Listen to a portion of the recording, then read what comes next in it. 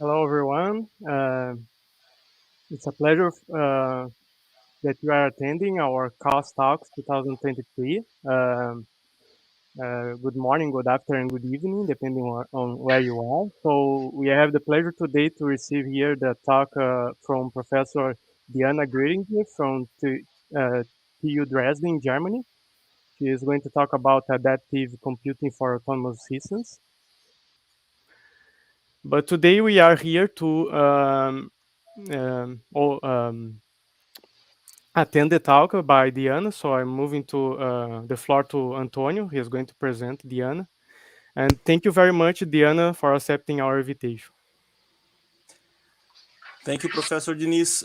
So first of all, I'd like to thank again Professor Gohringer for accepting our invitation. And it's a real pleasure, to listen from you. So Professor Gohringer holds the chair of adaptive dynamic systems at TU Dresden since 2017. She has already published more than 150 papers in international journals and conferences, and she's part of the TPC in several conferences such as DATE, FPL, and SBCI. And her interest areas include reconfigurable computing, MPSoCs, network on chips, virtual platform, hardware software code design, and runtime systems, and many more. I highly recommend you to visit her site and take a look at her Google Scholar so you can see what she has been doing. It's really interesting works. So Diana, thank you very much again. The virtual room is yours. Then you are going to open the room for questions.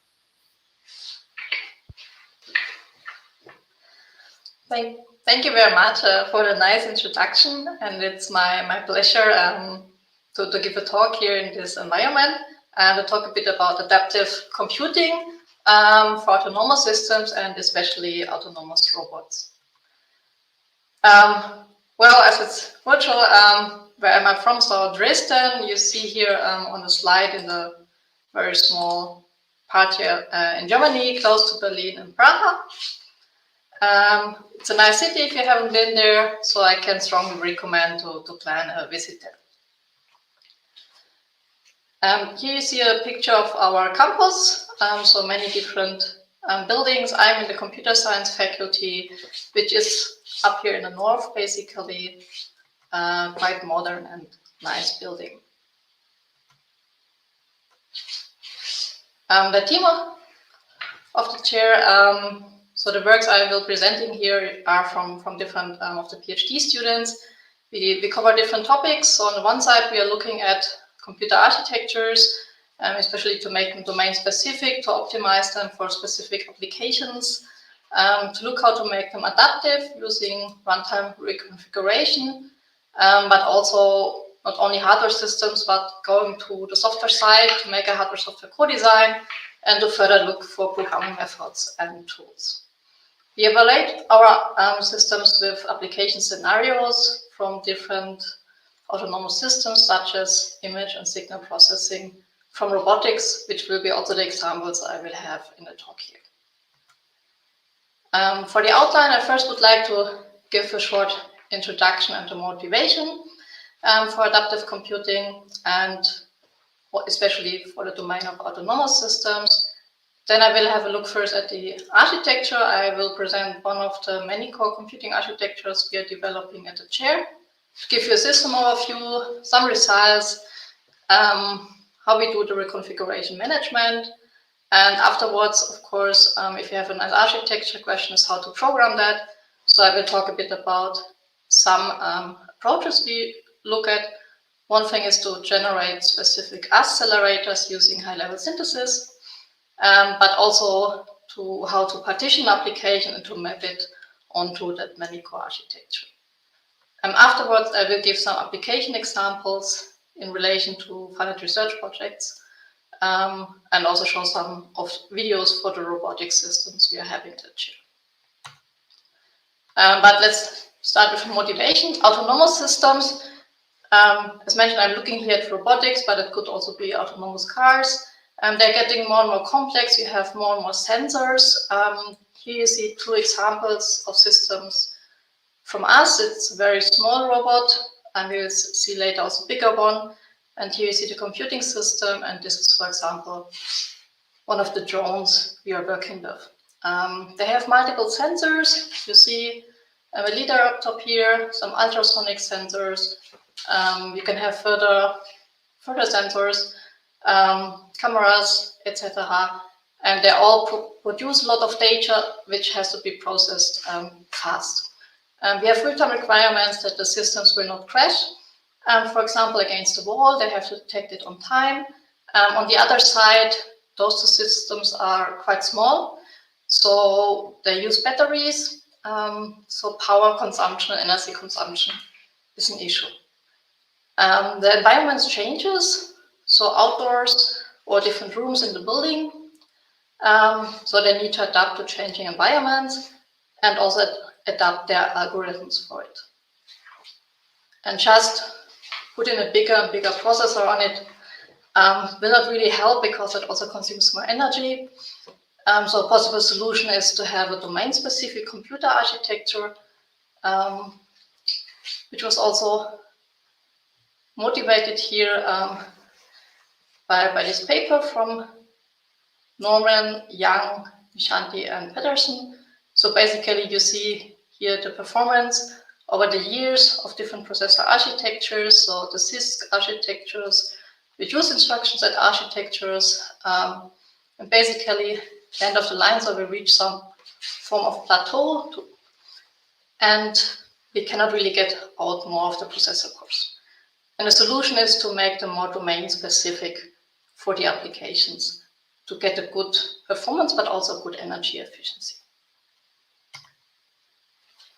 Typical applications executed on autonomous systems are, for example, machine learning algorithms to detect cars. In this example, so this is an output of a neural network, some bicycles, a bench, so that you don't hit an obstacle and can avoid it. And the questions when you have such an application is, which is a good platform for it in terms of performance, but also energy efficiency.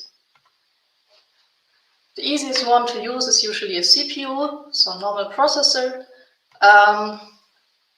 We could have more accelerators, which would be, for example, an FPGA, a field programming gate array, or of course, machine learning also fits very well to graphic processing units, so GPUs.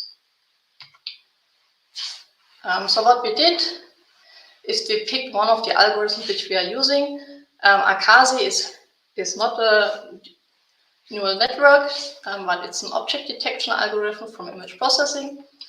And we realized this for a CPU, a GPU, and an FPGA using OpenCL language. The nice thing on OpenCL is it's basic. It will work for all architectures. So we have one input. Of course, it has to be adapted to get a good result on each of the architecture, but it's the same input language.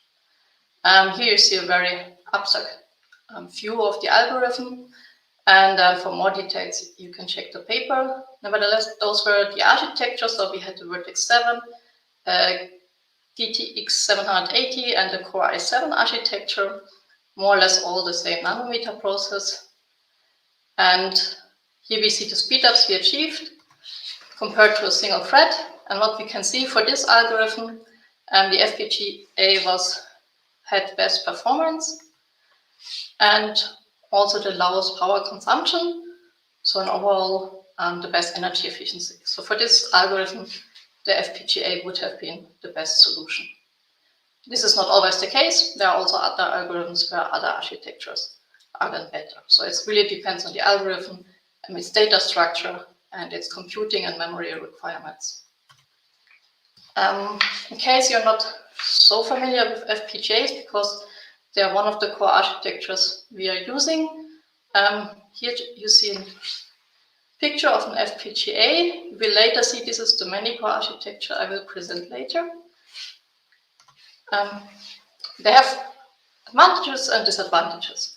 So the advantages are they're very flexible because compared to a GPU or CPU, you don't program an existing processor, but you rather build your own hardware, your own processor for your application. And you can adapt the hardware as well as the software at design and runtime. At runtime, you use a special feature called dynamic and partial reconfiguration, which allows you to change, for example, the corner here, while the rest of the system still stays operational. It's very good for low-level parallelism and also has a low power consumption. The drawbacks are, however, it's a hardware. You build a hardware, and with this comes, it's usually difficult to program. So typically, you program it with hardware description languages. Well-known examples are VHDL, Verilog, System Verilog, but they're not used by the people who typically develop the applications. Second, there are a lot of tools now to generate out of C code hardware, so C to FPGA or C to VHDL tools, or in short, high-level synthesis tools.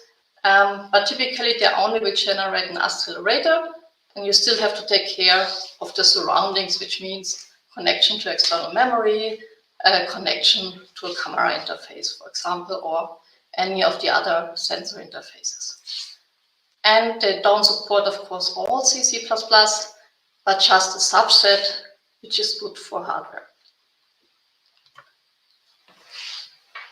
A typical FPGA architecture looks like this. So you have a matrix structure of elements, configurable logic blocks, basically consist internally of multiplexers, lookup tables, and flip-flops.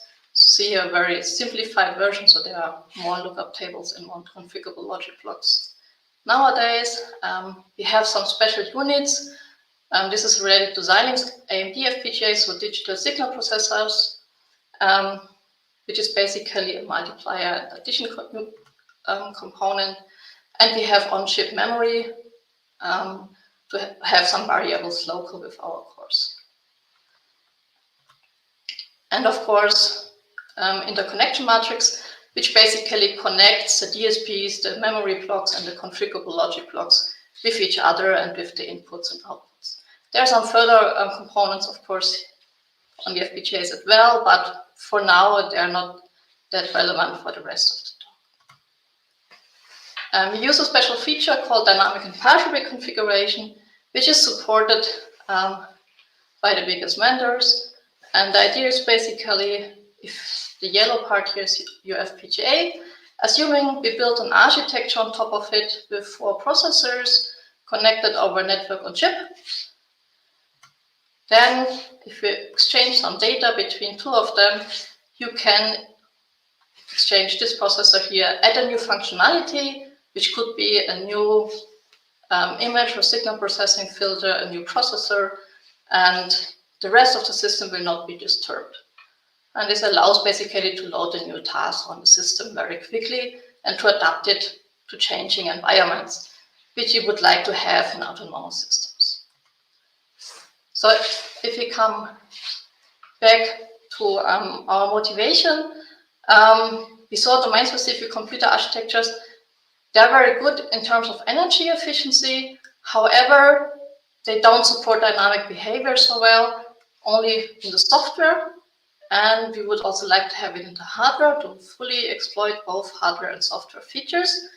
So a better solution would be to have an adaptive domain-specific architecture. This would allow us to adapt both the hardware and the software of the system. And therefore, for each application phase during the operation, we would have a very energy efficient solution. How does that look like? If you see here an FPGA architecture, this is a bigger system, so we would have already 9 components connected over communication infrastructure, also network on chip in this example. We have different processors called CPU here, some dedicated hardware accelerators, for example, to compute such a machine learning algorithm, some memory components, some special purpose processors, so-called digital signal processors, which are very good for those applications. And then at runtime, we can exchange what we already saw, the CPU against another hardware accelerator, for example. We could remove some components to save some energy, extend the system if needed to be faster, add another hardware accelerator, or provide a higher bandwidth to a memory if you have a very memory-hungry component here. As long as there's available space on the FPGA, we can grow the system. So we are basically limited by the size of the FPGA. This way we would have a very flexible system, as we can adapt the software running on the processors, but also the hardware. Assume you have a robot, it's driving, and you need a navigation algorithm, let's say computer SLAM, but then you're detecting a person, so you would use an object or person detection algorithm, like Yola Jones or some neural network. And if you have all of them on the hardware at the same time, you need a very big chip.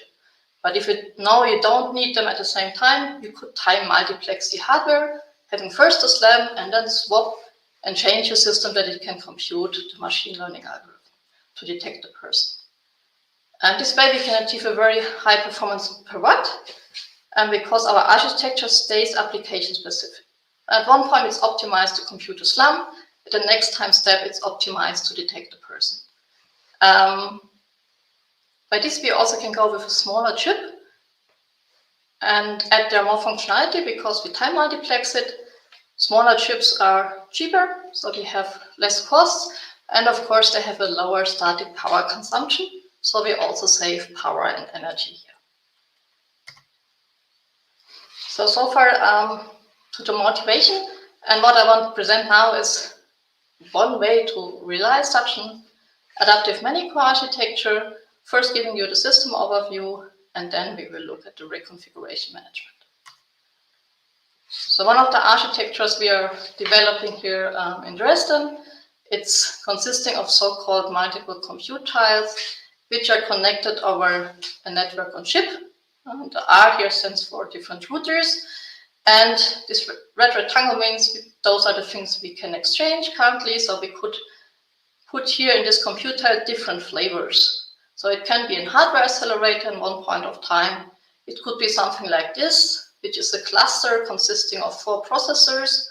RV32 stands for RISC-V 32-bit processors, 4 of them, together with a memory, a hardware accelerator, some interface for the network and some data movers, or also some other components which we will see later. We use here a main processing tile, which is responsible to manage that the system can adapt itself to the applications. So here we have something which is called Reconfiguration Manager, where we look more in detail.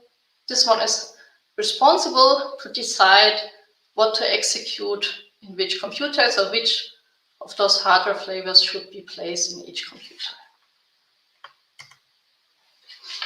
Here we look a bit more in detail into this architecture. We still have this main processing tile we just saw. It consists currently of 4 RISC-V processors. Those are 64-bit RISC-V processors. It's based on those from ETH, the Ariane processor. Here we have our reconfiguration manager, who is responsible for updating all the tiles we have. And for the tiles, we currently support different flavors. So we could have a 64-bit tile, so which means that it has 64-bit processors, either 1 or 2 of them in such a tile, or a 32-bit tile which supports 4 32-bit RISC-V processors. Why 4 and why here just 1 or 2? Because they are much bigger than those. And we try to keep a similar size for the reconfiguration. And of course, we could have dedicated hardware accelerators. And how does that look on a device? So here you see a screenshot of the layout on this FPGA. And what we can see is the main processing tile here. And here we see, in blue, we see the tiles with the 32-bit RISC-V processors. So keep in mind there are 4 processors in this, while in the yellow ones we only have 1 64-bit RISC-V processor. And the main processing tile has 4 of them. So we can have further settings. So here we see again the network topology just shown a bit differently. The 32-bit RISC-V tiles, for example, in this case 4. Then down here, either with one 64-bit processor or with 2 of them, the RV64 tiles. The main processing tile we already talked about, which manages the whole system. And what we haven't talked a lot about are the hardware accelerator tiles. So here, a more detailed look into them. Basically, we have some stream file system manager so that they can communicate easily with the processors. And they can be either in hardware developed, VHDL or Verilog, or using high-level synthesis. And for this, we provide the HiFlipWeeks library, which I will show later, to basically generate an image or machine learning accelerator which fits in here. So the hardware accelerator type, which I wanted to describe a bit more in detail, you can basically see here. So we have an RTL, which means basically design in VHDL, Verilog, system Verilog, but we also support to generate an accelerator with high-level synthesis, because this would allow to use the system without having knowledge about a hardware description language. So basically from the application user, we just would then need to be familiar with C, C++.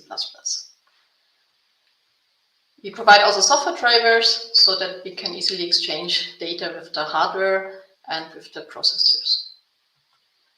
We evaluate the system, so you basically can see here, the lower is the better, the performance achieved in kiloclock cycles for the data transfers. So we see basically the 64-bit tiles are faster. The reason is that they have a 64-bit memory connection, while the 32 bits only have a 32-bit memory connection.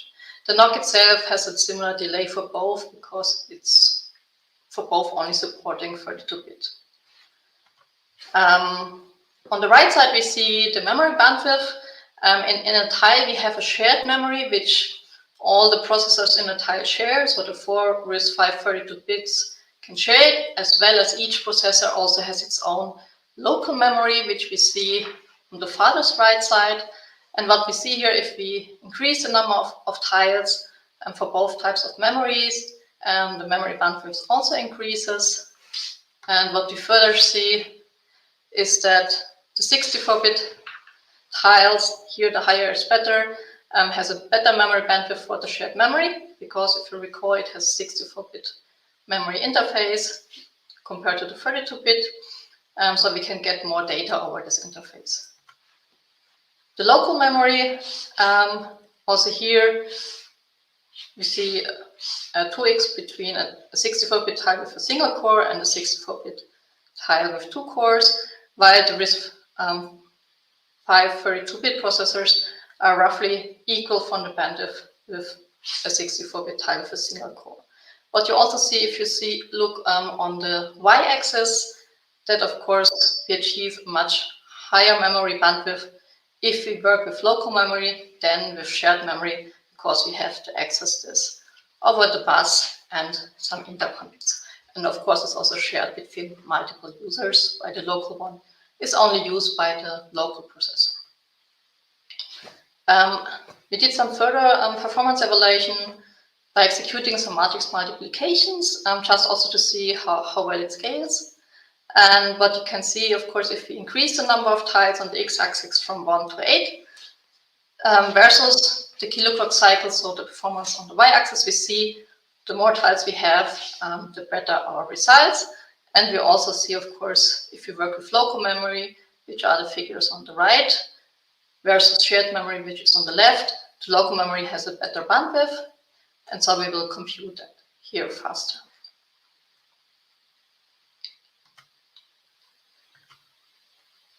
So how do we adapt and update the system? So we have a reconfiguration management, which is called RV-CAP. RV for RISC-V and CAP is a short acronym for configuration access port. Using the internal configuration access port provided by the Xilinx FPGAs, and it's connected to the AKAZE crossbar, on which also we have the four 64-bit processors of the main processing type. Furthermore, it has direct connection to the DDR using a direct memory access.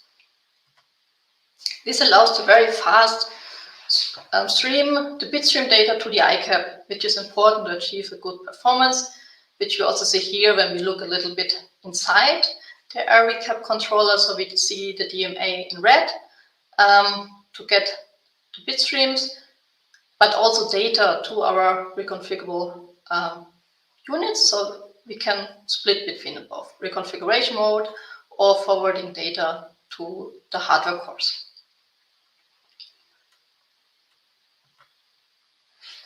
And important, of course, is always how good it is and how big from the resources. So this is what we see here.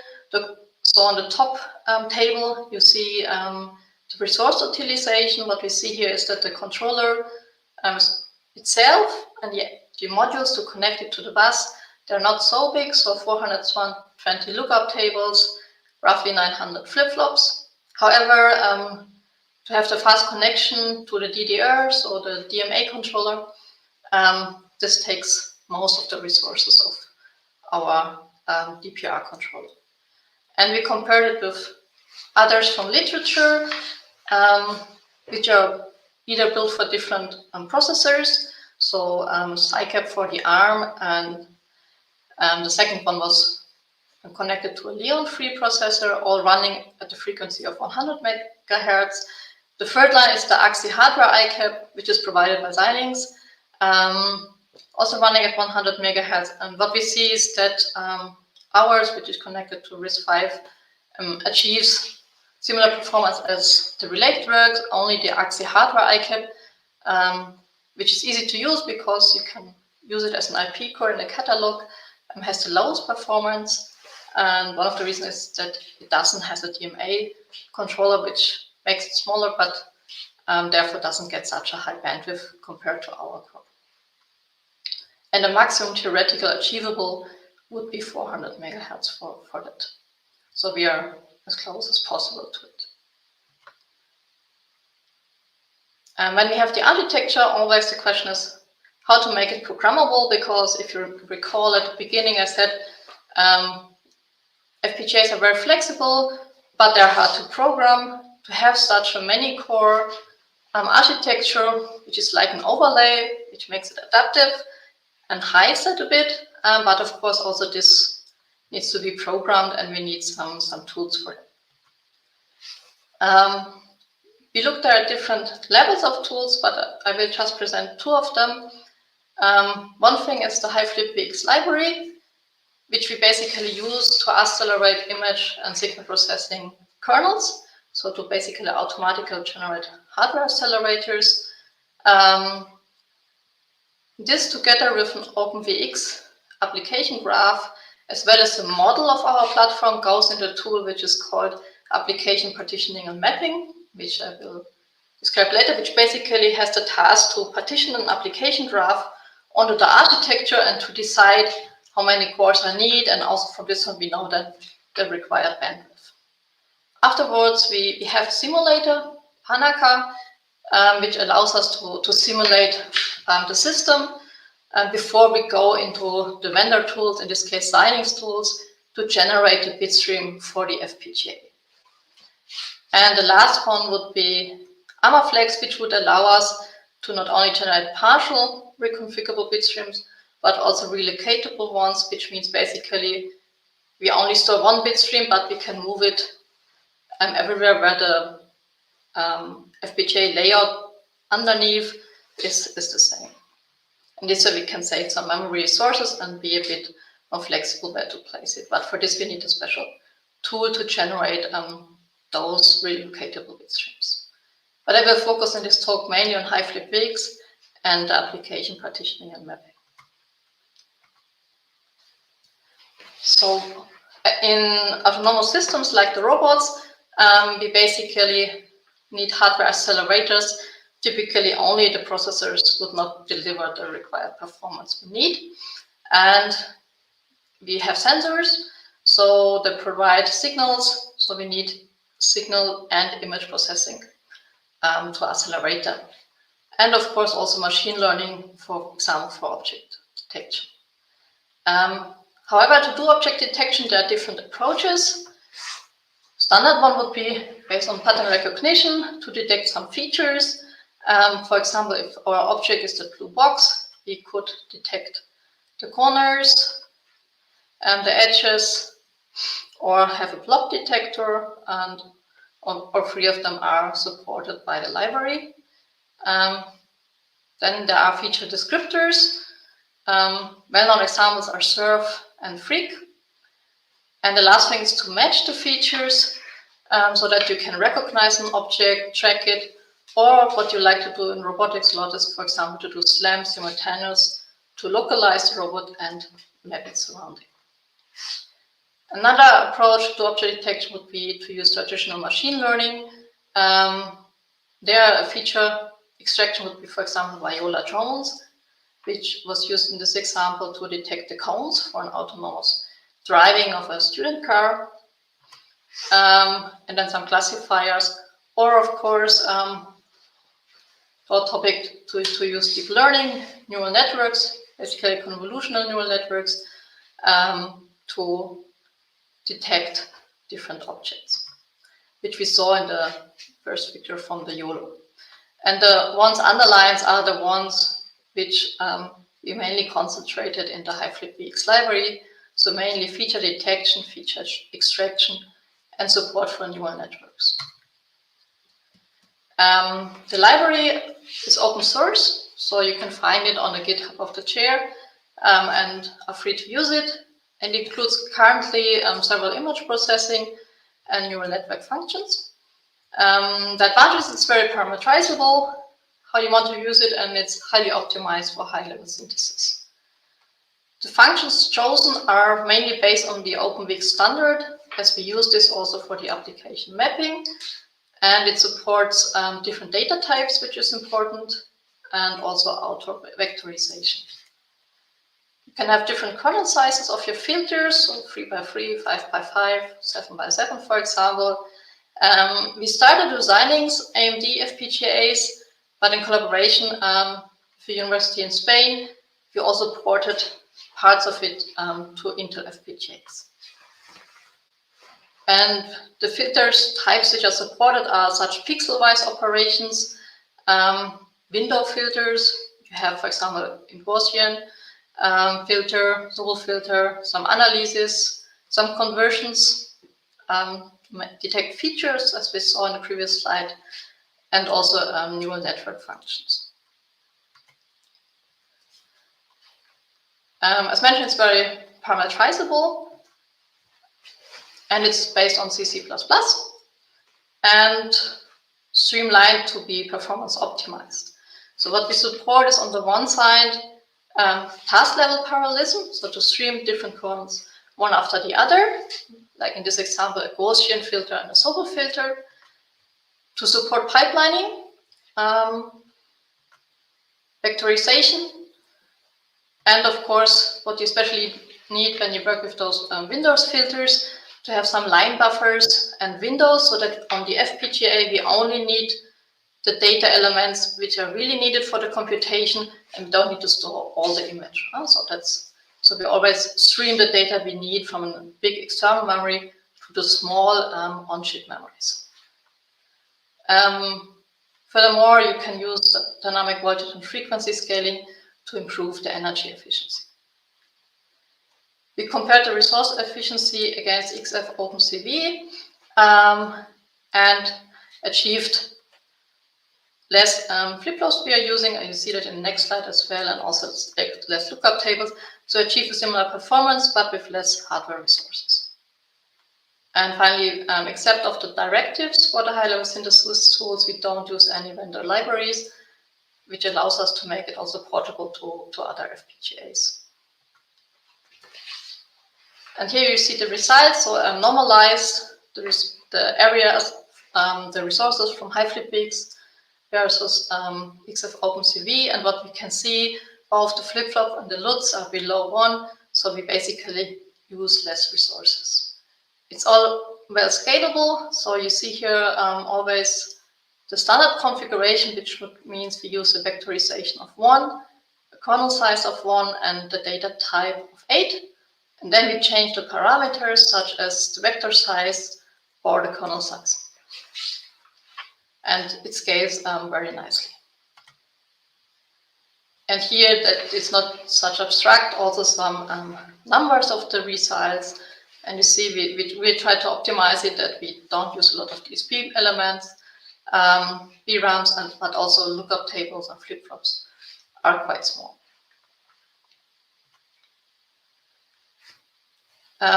Those results were mainly for the image processing filters, and because we started with them, and then afterwards we integrated neural network functions, and we did that, tested it with an example for mobile nets V1 on a ZCU 104. And if you look at the mobile net neural network structure, you can basically differentiate between 3 modules, which you see here. So a module type 1, then the module for the layers 2 to 14, and finally the module for the layer 15. And so we see the module for the layer 15 is fully connected. So it uses a lot of VRAMs, while the other ones don't need a lot of VRAMs because they're more focusing on convolutions, but they need more DSP cores because of the multiplications. And when we have such accelerators and the architecture, we want to do the partitioning and the mapping. And for this, we use a heuristic approach. So the idea is you have such a task interaction graph. So the tasks are the different application kernels, which build the whole application. On the other side, what we see here with the number 2 is the platform model. In this example, we would have 4 compute tiles connected over a network on chip. And now we try to map them in a very efficient way that we get a good performance, and also our network on chip. So our communication resources are not used too much, but we get a very good balanced solution. And this is a very complex problem, and that's why we address it with heuristics. The idea of the heuristics is basically to achieve a good load balance and to optimize so that we don't get a delation. So that means communication partners should be placed very close to each other, so to avoid a multi-hop communication. And on the other side, we also would like to have a good capacity utilization, which means that we have an equal need of resources in each compute tile. Internally, it consists of a combination of several algorithms, heuristics, which I mentioned here, which is basically gradient descent, taboo-search, simulated annealing, and to execute multiple solutions in parallel, we use multiple threads. And you see on the top, for example, a figure where you see 2 graphs, and we will see that later in the video. So it's computing this example, 2 threads, 2 possible solutions in parallel. We can also have heterogeneous topologies, which is shown here, so with bigger and smaller units, or irregular, so where we don't have a complete matrix structure. That's also possible to define that in your platform module. And in the graph, you see the computation time. You see it scales well for a bigger number of nodes in the task graph. And here we see a video from the algorithm. Just for illustration, you see here it's computing 4 solutions. In parallel, you see the graph with the black nodes. That's the application, and below the rectangles, they resemble the tiles. And then in the second step, it tries to optimize the load. Also here again for 4 solutions. And we try to get rid of those red lines, so to reduce the dilation. And ideally, now it's finished. And you see the top right solution there everything is green, so that's the best of those 4 in parallel computed solutions, and this will be the one it will choose. So now how we use that in different projects in the field of robotics and other autonomous systems. So what we have, or I choose 2 projects to present here. One is the Marie project. The idea of Marie is it's a 12 years project, but every 4 years you have to apply for the next 4 years. So we are in the middle now, in the second phase. And it's a very big project in several universities in Germany. And the idea is to have at the end of the 12 years a mobile robot which can localize itself in a room in sub-millimeter and also can characterize the materials around it. Our contribution there is to focus on the computing architecture. So what should be on the robot, which algorithms should be calculated there, and how to optimize them that you can compute them on a drone, because currently they are quite compute hungry. And at the same time to support the design and programming methodology. And the current goal is to have then a real-time material map of your surroundings.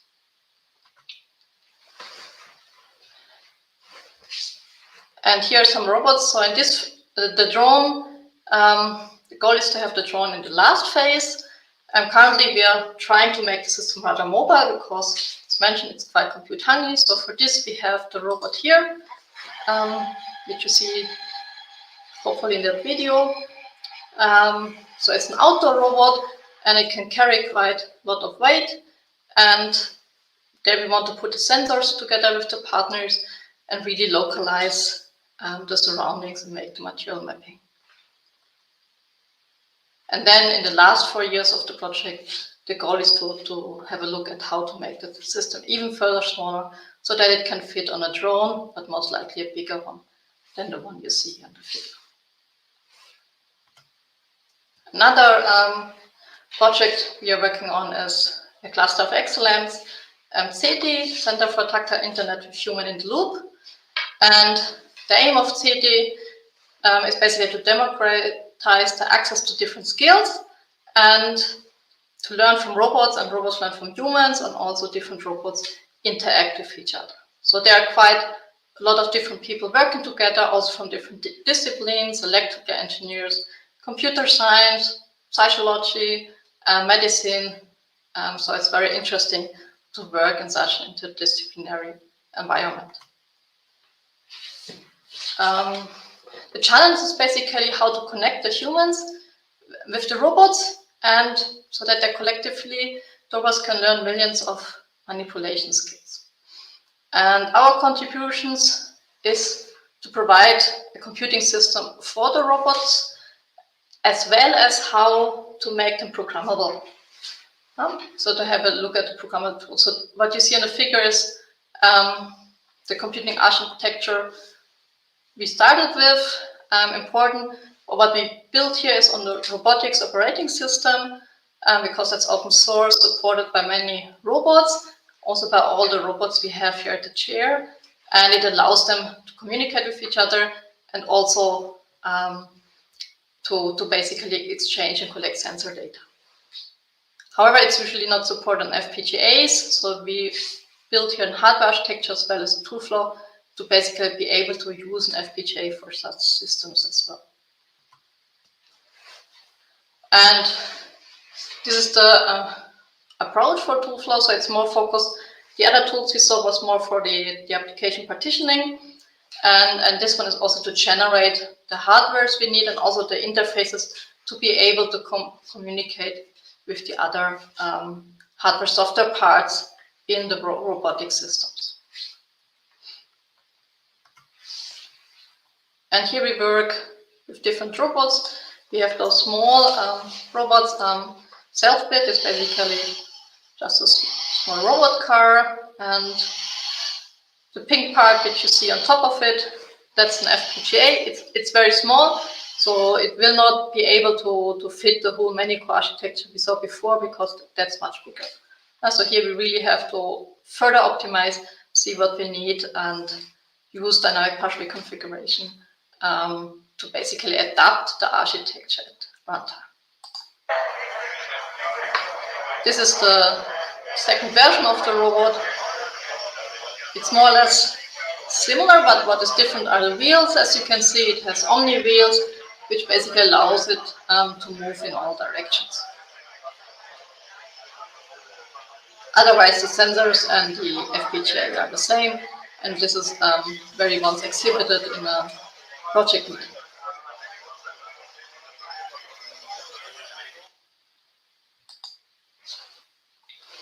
Within CeTI, we are also contributing together with other partners. Here we don't really use an FPGA, it's a microcontroller in this example.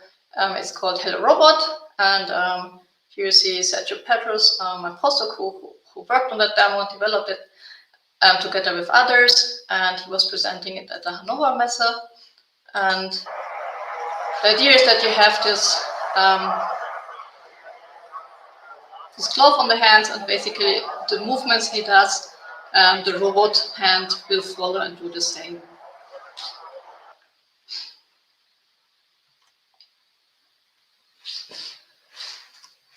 Yeah, so far to the different applications. So you can see we work with very small systems and also very big systems where we can put a very big FPGA, show the whole adaptive Manycore architecture.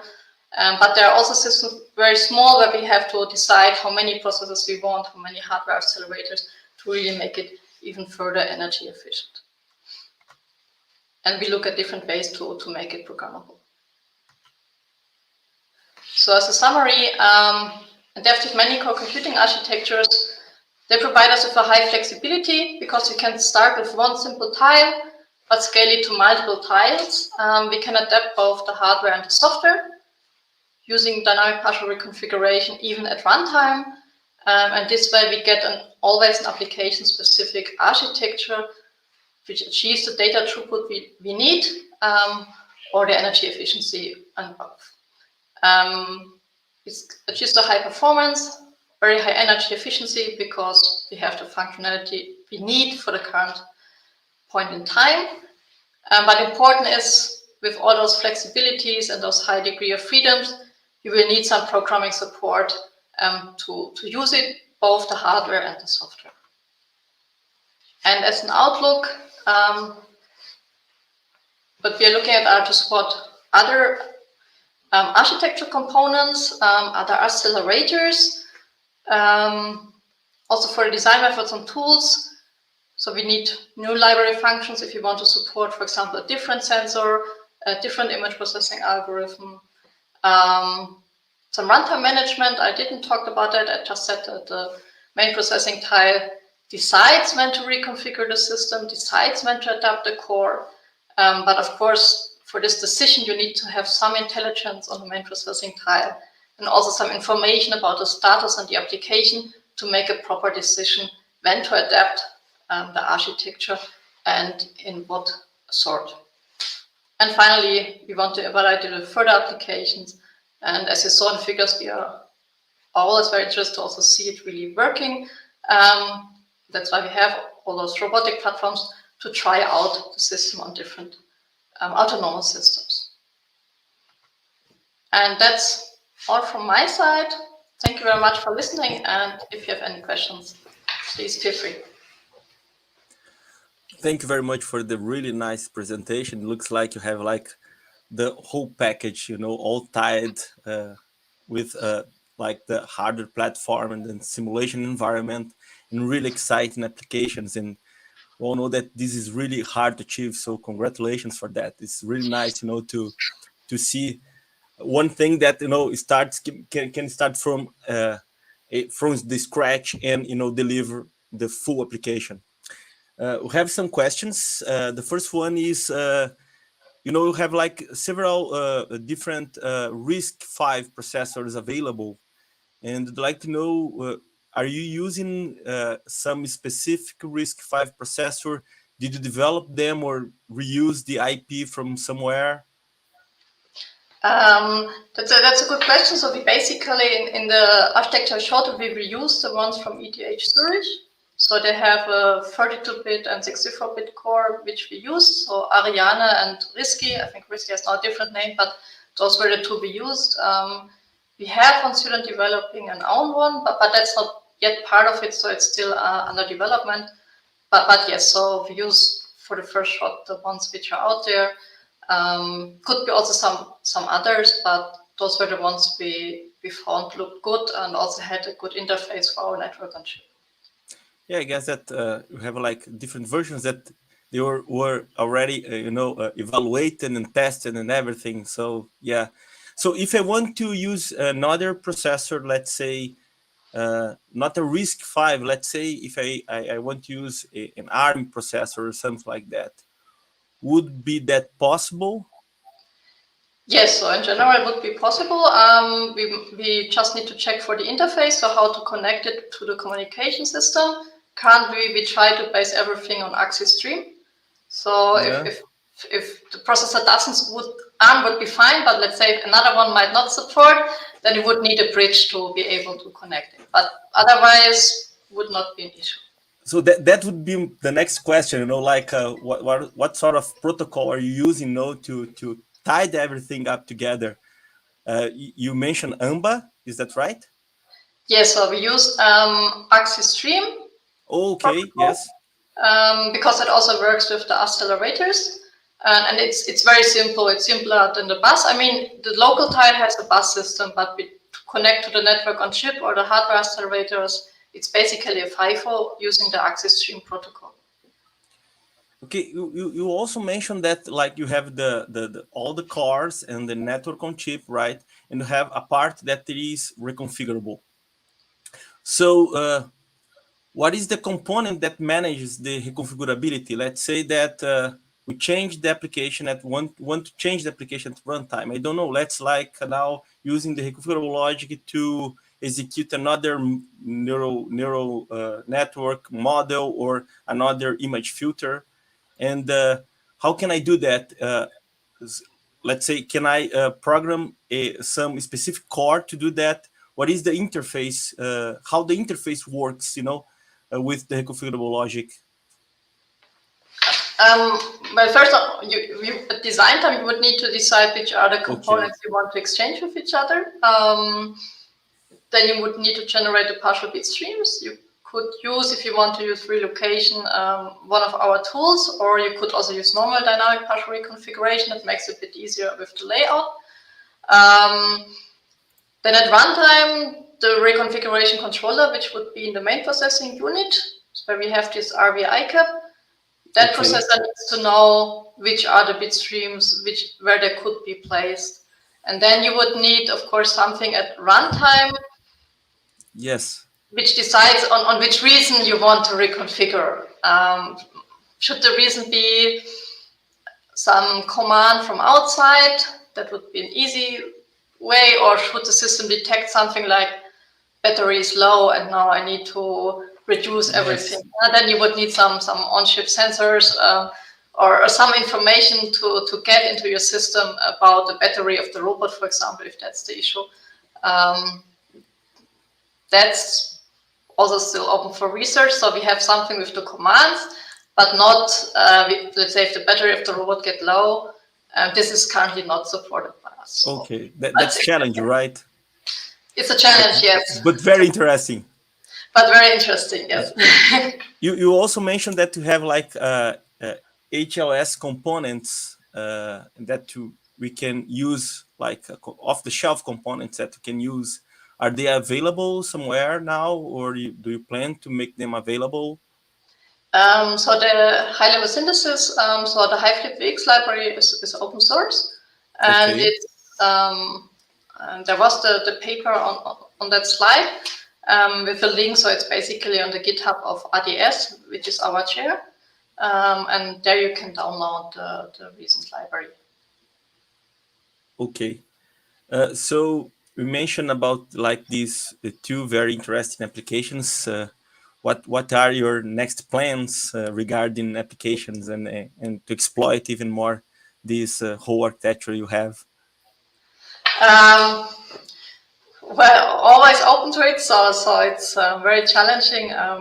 We just got a new robot, which is more humanoid robot. But I didn't have a nice video of it yet because it just got running. Otherwise, I would have showed it.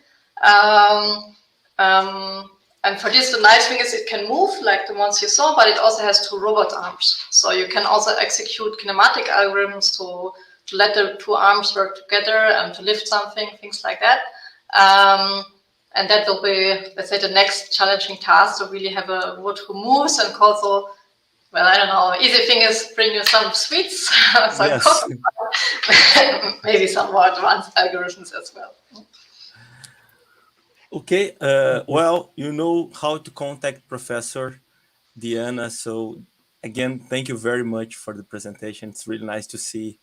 Again, one thing that you know that it actually works in the real world. Let's say that way, that you can get this idea from scratch and make things work, and very, very interesting, exciting applications. So thank you again, Professor, and I'd like to give the room for Professor Denise. Okay, thank you, Antonio. I also have a quick question.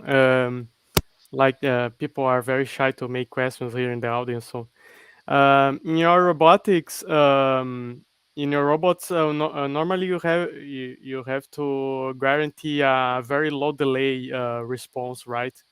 So, how the dynamic partial reconfiguration impact on that in your applications? It does. The bigger the area you reconfigure, the more it will take. So you would need to decide both a design time. That's why I said the main reconfiguration controller would need that information. How big is the bit stream base? We know the bandwidth of our reconfiguration controller, so we can get 4 megabits per second through it. But this is also something to consider. And then if you have more than one place, you could, of course, hide the reconfiguration latency by already preparing another region if it's not used, and then just swap and then exchange the other one. So if you have enough places free, that's possible. Otherwise, you could think about, okay, execute maybe a little bit in software, which might be slower, but at least it's then reacting faster, and then just execute the rest of the algorithm on the newly reconfigured hardware accelerators. But that's what makes the scheduling decision when to reconfigure and how also complex and basically an own investigation on its own. Oh, nice. It's a very nice problem. Okay, so I think we don't have more questions from the audience. So, please, Diana, if you want to say the final words. Yeah. Okay, then, well, thank you for inviting me. It was my pleasure to be here and to meet you all virtually. And yes, looking forward to the next CASS talks. Okay, thanks, and thank you very much again for accepting our invitation.